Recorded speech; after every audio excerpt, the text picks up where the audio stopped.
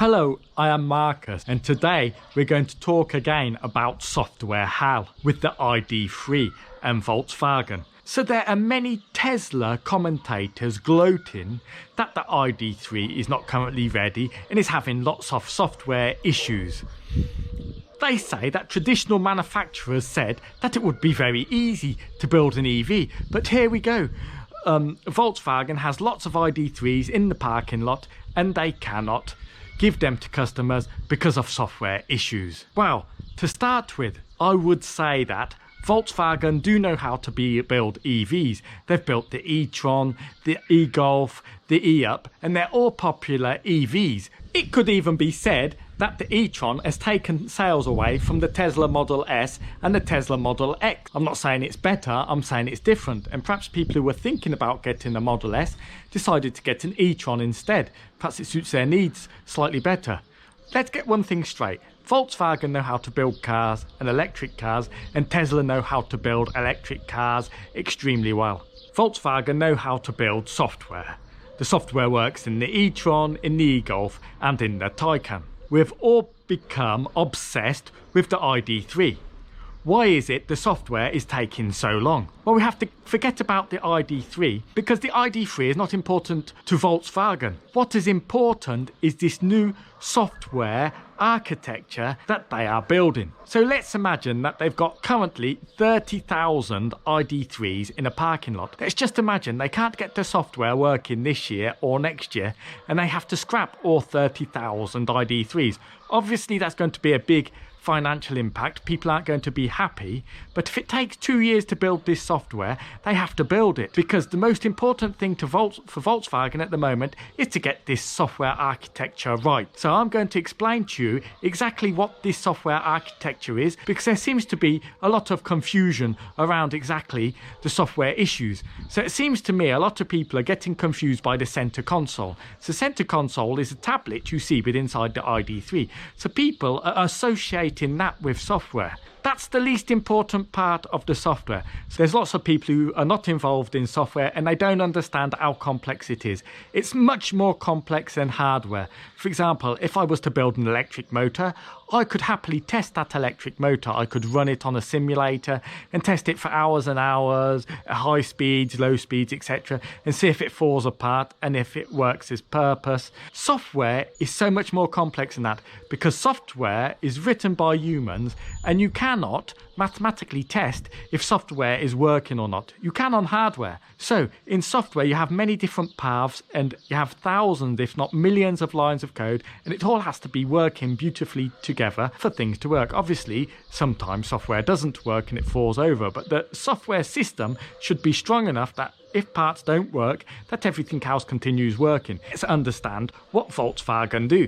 So currently, well, probably not this year, but last year, currently, Volkswagen sell 10 million cars a year on 8 different architectures. What do I mean by 8 different architectures? There's 12 brands within the Volkswagen group. Porsche, for example, will have its own architecture. Volkswagen will have its own software architecture. Within a group with 12 brands, why is it each brand has its own software architecture? So what am I talking about when I say software architecture? So I'm talking about the basic operating system. So we could be talking about Windows here or Linux. Let's imagine, for example, that Volkswagens are running on Windows and Porsches are running on Linux. There's people developing Windows for Volkswagen and Linux for the Porsche. Basically, you've got two sets of software development teams basically making a car operating system. I mean, it's completely stupid. What Volkswagen want to do is create one software operating system for all of their cars. They're going to call it Volkswagen OS,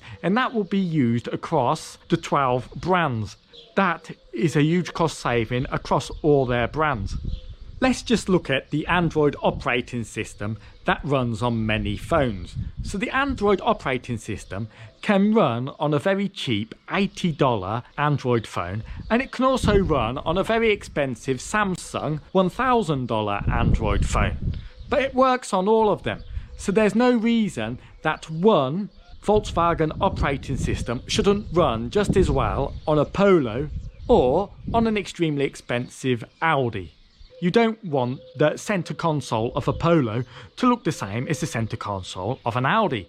So what are Volkswagen going to do? So basically they've got their basic VW operating system, and on top of that they're going to have apps. Audi will develop an app for its center console. So you've got the Audi logo, you've got all the Audi features working with the Audi hardware for their center console. That will give each individual brand a different look and feel. Well, the second thing that Volkswagen are doing is trying to reduce the number of controllers within inside each vehicle. Typically, a car has 70 discrete controllers by different manufacturers, and each of these controllers handles one thing. Think of these controllers as little computers. So you'll have a little computer for the anti-lock brakes, and you'll have another one for the windscreen wipers. Currently within Volkswagen there are more than 200 different suppliers, each creating these individual controllers and each writing the software themselves. And then they have to wire all of these controllers together and get it working with their current software systems like you would find on the e-tron. So what is it that Volkswagen want to do? Well, instead of having one little computer for each thing, they want to have fewer computers or fewer controllers, but each of these controllers would be able to do multiple things. So for example, you may have a controller that can control the windscreen wipers and the anti-lock brake system, and they want to bring more of this software written for that in-house. Obviously there's going to be a big saving, because instead of having 70 little computers that each do an individual thing, perhaps you can cut it down to 30 little computers each doing multiple things. Is building an operating system from scratch. This is much more complex than people could imagine. This is why there's potentially software delays, because building operating systems and getting them robust and working is extremely difficult. What has probably happened is that managers have underestimated the time it takes to build a new software operating system from scratch. Now, some people have been saying it's because all the best developers are with Tesla and Volkswagen don't have very good developers. So I don't believe for 1 minute the problem is down to bad developers. It could be that they have to write everything from scratch again and the developers just start up to the job.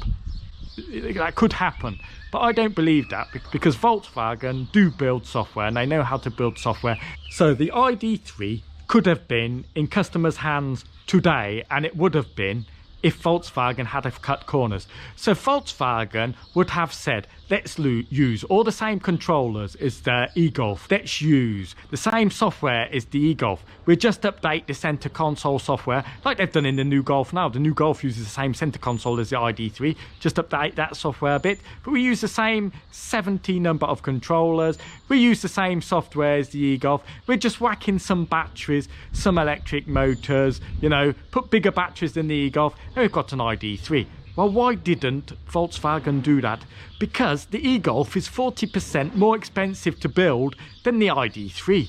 That's why this new software architecture or software operating system is so important for Volkswagen, because once they get that across the 12 brands, once they get that with less controllers, then there's huge cost savings, and those cost savings come down to the customers. Why do you think that the ID.3 is potentially cheaper than the Zoe and any other electric vehicles out there currently? It's because in part due to this new software architecture. So they're not building the ID.3 currently, they're building the Volkswagen operating system. Once that Volkswagen operating system is built, hopefully it will be this year, but if it's in 2 years' time, they can start rolling out 10, 20, 30 different kind of electric car models. That's why they can only really start building out electric cars for the people once they have a single operating system. I hope you've enjoyed watching this episode. I've hoped I've explained to you why the software is so complex and exactly what Volkswagen have been doing with their software and why it has been delayed. Thank you for watching, and please click subscribe below.